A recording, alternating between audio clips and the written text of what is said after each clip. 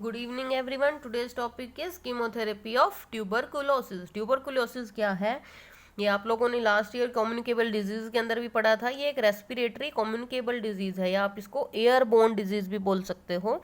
तो इसके अंदर क्या है? It is an chronic granulomatous disease caused by mycobacterium tuberculosis. Mycobacterium आपकी जीनस है और ट्यूबरकुलोसिस है आगे इसमें आपकी, जो आपकी इस ट्यूबरकुलोसिस डिजीज को कॉज कर रही है। ठीक है, इसकी दूसरी डेफिनेशन हम इसको दे सकते हैं as a systemic respiratory disease caused by mycobacterium tuberculosis, जो मेनली आपका अफेक्ट करेगी लंग ऑर्गन्स को। अब देखिए इसमें ग्रेन्युलोमैटस वर्ड आया है। ये ग्रेन्युलोमैटस का मतलब क्या है? जो आपके मैक्रोफेजेस होते हैं, मैक्रोफेजेस क्या होते हैं आपके? जो भी आपकी बॉडी के अंदर फॉरेन पार्टिकल जाता है तो उसको जो एनगल्फ करता है, ठीक है, जो उसको खत्म करता है और उसको आपकी बॉडी से एक्सपेल आउट करता है, तो वो क्या है? आपके मैक्रोफेजेस। तो वहां पे क्या होगा?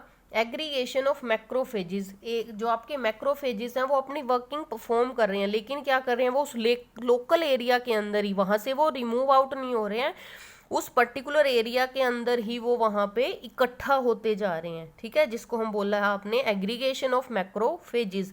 तो अगर आपकी वो एग्रीगेशन साथ ही अगर आपको पता चल जाती है, वो है आपकी एक्टिव स्टेट। लेकिन कई बार क्या होता है कि वो मैक्रोफेजेस आपके धीरे धीरे, अगर इम्यूनिटी पर्सन की स्ट्रांग है तो काफ़ी टाइम बाद जो आपके मैक्रोफेजेस हैं वहाँ पे आपकी उस स्पीशीज़ को वो एनगल्फ कर लेंगे, लेकिन कुछ टाइम के बाद क्या होगा?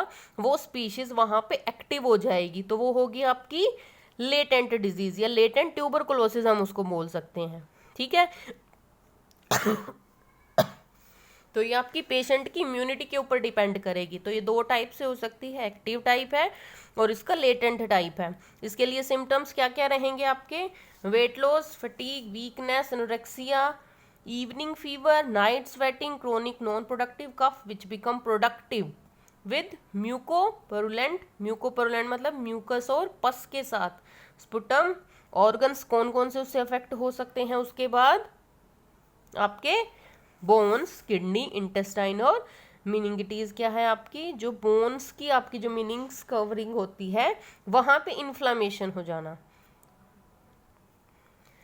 अब है आपके ट्रीटमेंट फॉर ट्यूबरकुलोसिस। ट्रीटमेंट में हम हमारी जो ड्रग्स हैं वो दो टाइप से हैं। फर्स्ट लाइन ड्रग्स हैं आपकी और सेकेंड लाइन ड्रग्स हैं। जो आपकी फर्स्ट लाइन ड्रग है उनको हम प्राइमरी ड्रग्स भी बोल सकते हैं, और जो आपकी सेकेंड लाइन ड्रग है वो आपकी रिजर्व ड्रग्स हैं। रिजर्व,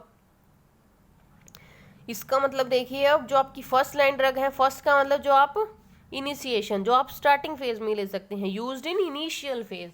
और जो आपकी सेकेंड लाइन ड्रग है, used when bacteria resistant to first line drugs. कहने का मतलब क्या है कि जो आपकी फर्स्ट लाइन ड्रग्स हैं, जब वो ड्रग्स पर्सन के अंदर कि वो बैक्टीरिया उसके रेजिस्टेंट, मतलब उसके ऊपर वो ड्रग्स अफेक्ट करना बंद कर दें। ठीक है, उनके अगेंस्ट रेजिस्टेंस का मतलब क्या होता है? जो रुकावट होता है। ठीक है, तो सेम इस कंडीशन के अंदर है कि बैक्टीरिया के अंदर इतनी पावर आ चुकी है कि वो उन ड्रग्स के अगेंस्ट, मतलब उन ड्रग्स को अपने ऊपर कोई हार्म पहुंचाने नहीं दे रहा है। ठीक है, सेकेंड पॉइंट है इसका decrease population of bacteria as rapidly as possible. तो इसके अंदर क्या है? आपकी जो फर्स्ट लाइन ड्रग है, इस लाइन से हमें पता चल रहा है कि ये मोस्ट इफेक्टिव है। ठीक है, उस बैक्टीरिया को हार्म करने के लिए ये बहुत ज़्यादा इफेक्टिव है, मोस्ट इफेक्टिव है, और लेस इफेक्टिव है and more toxic than first line drugs. लेकिन जो आपकी सेकेंड लाइन ड्रग है उनको सिर्फ हम इमरजेंसी कंडीशन, मतलब जब आपकी फर्स्ट लाइन ड्रग क्या होंगी? बैक्टीरिया रेजिस्टेंट हो जाती हैं, उस केस के अंदर हम सेकेंड लाइन ड्रग्स को प्रिस्क्राइब करते हैं। लेकिन ये आपकी लेस इफेक्टिव है और मोर टॉक्सिक है देन फर्स्ट लाइन ड्रग। अब आके आपकी ड्रग्स हैं, इसके अंदर ड्रग्स के लिए न्यूमोनिक भी लिखा है मैंने, देखिए पेरिस या फिर राइप्स। आप ये दो टाइप से इसको याद कर सकते हो। P for pyrazinamide, E for ethambutol, R for rifampicin या rifampin, I for isoniazid and S for streptomycin. Streptomycin जो आप पीछे आप लोगों ने अमीनो ग्लाइकोसाइड्स में भी पढ़ा हुआ है। ठीक है, अब देखिए इसके अंदर आपकी जो इथाम्ब्यूटोल है सिर्फ वो स्टैटिक है इन नेचर, और जो आपकी और चारों ड्रग्स हैं पायराजिनामाइड, रिफाम्पिसिन, आइसोनियाजिड और स्ट्रेप्टोमाइसिन, ये आपकी चारों आपकी बैक्टीरिसिडल हैं, ठीक है। और इस जो आपकी सेकेंड लाइन ड्रग्स हैं उसके अंदर है आपकी जो आपका निमोनिक है फेस पैक, F4 फ्लोरोक्विनोलोन्स, इसके अंदर आपकी सिप्रोफ्लोक्सासिन, ओफ्लोक्सासिन, लिवोफ्लोक्सासिन ये सब आएंगी। A4 एमिकासिन, एमिकासिन क्या था अभी जो आप लोगों ने पीछे भी पढ़ा है, ये आप कानामाइसिन का सेमी सिंथेटिक डेरिवेटिव है। And C4 साइक्लोसिरिन, E4 इथियोनामाइड and PA जो ये शॉर्ट A है ये एक ही है, सिंगल है आपका पैरा अमीनो सैलिसिलिक एसिड, इसको हम एब्रीवेट करते हैं कैपिटल PAS से। एंड नेक्स्ट C4 साइक्लोसिरिन हो चुका है आपका, फर्स्ट सी आपका साइक्लोसिरिन और सेकंड सी आपका कैप्रियोमाइसिन। अब ड्रग्स का ओवरव्यू ले लेते हैं। इसमें है आपकी रिफाम्पिन जो आपकी फर्स्ट ड्रग है, राइप्स से आप लर्न रखोगे फर्स्ट लाइन ड्रग्स, तो राइप्स में आपका R सबसे पहले आता है रिफाम्पिन। रिफाम्पिन का क्या काम होता है, it inhibit DNA dependent RNA polymerase enzyme. तो ये क्या करता है, जब आपका DNA से RNA का सिंथेसिस होता है उसको हम बोलते हैं ट्रांसक्रिप्शन, तो ये उस स्टेप को आपका इनहिबिट करता है, ठीक है। तो इसके लिए साइड इफेक्ट्स क्या हैं आपका, ये जो साइड इफेक्ट मैंने इसके अंदर नोट किए हैं ये मोस्ट इंपॉर्टेंट है, ठीक है। इन पे आपके 1 मार्क्स के क्वेश्चन भी पूछे जा सकते हैं, तो ये आप लोग लर्न करना, ये आप लोगों के लिए मैंडेटरी है। तो रेड ऑरेंज कलर्ड यूरिन, ये आपके यूरिन का कलर हो जाता है, और भी जो आपके सिक्रीशंस हैं, ठीक है, उनका भी जो कलर है वो आपका रेड ऑरेंज हो जाता है। तो पेशेंट को पहले से ही डॉक्टर को बताना पड़ता है, कहीं वो घबरा ना जाए कि अगर उसके यूरिन का कलर चेंज होता है, सलाइवा का कलर चेंज होता है, तो डॉक्टर को पहले से ही पेशेंट को ये चीज़ के लिए बताना पड़ता है, इंटीमेट करना पड़ता है। GIT डिस्टर्बेंसेस हो सकती हैं, ईचिंग, फ्लशिंग, हिपैटोटॉक्सिसिटी, ठीक है। Hepatotoxicity is a major side effect of isoniazid जो आपकी नेक्स्ट ड्रग है। आइसोनियाजिड इनका क्या फंक्शन है, माइकोलिक एसिड सिंथेसिस इनहिबिटर इनको बोला जाता है। इनका जो मैकेनिज्म ऑफ एक्शन है वो है माइकोलिक एसिड सिंथेसिस इनहिबिटर का।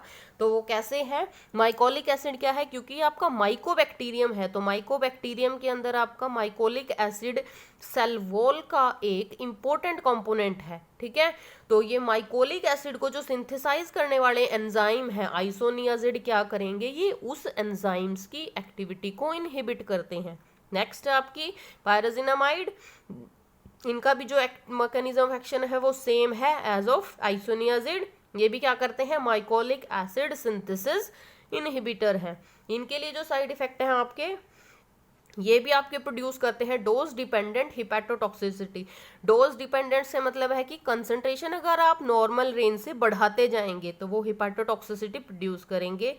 हाइपर यूरिसीमिया मतलब यूरिक एसिड की कंसंट्रेशन आपके यूरिन मतलब बढ़ जाएगी, ठीक है, due to competing with uric acid in kidney. Kidney के अंदर आपके यूरिक एसिड के साथ ये compete करते हैं और वहाँ पे उसकी जो कंसंट्रेशन है उसको वो नॉर्मल से इंक्रीज कर देंगे। इथाम्ब्यूटोल का फंक्शन मैकेनिज्म ऑफ एक्शन है, इट इनहिबिट अरेबिनोगैलेक्टेज एंजाइम।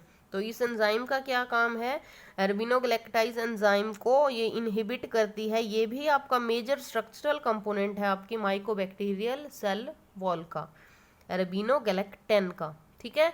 ये प्रोटीन है अरेबिनोगैलेक्टेन, ये क्या करता है, और अरेबिनोगैलेक्टेज एंजाइम की एक्टिविटी को इनहिबिट करेगी आपकी इथाम्ब्यूटोल। इसके लिए साइड इफेक्ट्स हैं ऑप्टिक न्यूरिटिस, हाइपर यूरिसीमिया जो आपका पायराजिनामाइड की कंडीशन में भी था, ठीक है, क्योंकि ये ब्लड ब्रेन बैरियर को क्रॉस कर सकती है, तो मेनिंगिटिस को ट्रीट करने के लिए इसको यूज किया जा सकता है।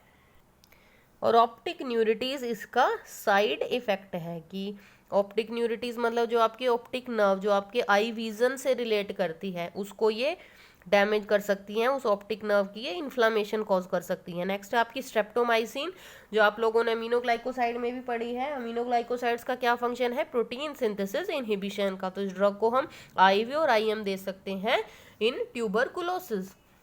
नेक्स्ट है आपकी फ्लोरोक्विनोलोन। फ्लोरोक्विनोलोन के अंदर है आपकी ओफ्लोक्सासिन, लिवोफ्लोक्सासिन, सिप्रोफ्लोक्सासिन। ये कोई भी ड्रग इसके अंदर यूज की जा सकती है। इनका सबका बैक्टीरियासिडल फंक्शन है। कैसे है? डीएनए गायरेज एंजाइम की एक्टिविटी को इनहिबिट करके। डीएनए गायरेज एंजाइम का क्या काम है? नेगेटिव कॉइलिंग करना आपके डीएनए की ड्यूरिंग रेप्लिकेशन।